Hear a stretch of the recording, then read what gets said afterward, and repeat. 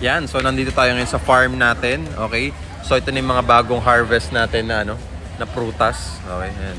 Naka-plastic na rin 'yan. Tapos nandito na rin yung alaga natin. Yan. 'Di ba? Ang bait nito, talagang stay put lang siya, hindi siya masyadong magalaw, hindi siya masyadong malikot. Okay? Biro lang sa mga interested magkaroon ng 2-bedroom unit na ready for occupancy na 2-bedroom, 10,000 to 25,000 cash out lang yung ilalabas ninyo. Tapos pwede pa kayong makalipat agad within 30 to 90 days. So ang maganda doon, dahil mabilis tayong makakalipat, okay? Pwede mo na matirahan agad yung unit. Ready for occupancy na siya. And then kami pang bahala mag-process ng loan mo doon. And wala po kayong down payment na ilalabas. Ayun po yung kagandahan doon. And then pwede siya sa Pag-ibig or bank financing. Ready for occupancy na, 2-bedroom, 3-bedroom.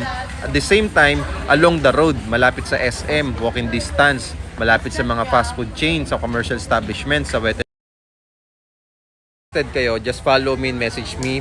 Puntahan nyo po yung account ko dito sa aking TikTok account. I-browse nyo po yung mga videos dito tungkol sa project na pinapromote ko. Marami po kayo matututunan. Marami po kayo makikitang case-to-case scenarios. Okay? Marami po kayo makukuhang information bago kayo kumuha ng property sa amin.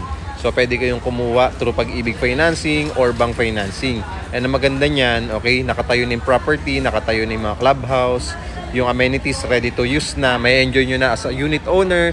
Tapos, okay, kami pang bahala lahat mag-process. Wala pang hidden charges. Okay? So, follow me and message me. Maraming salamat.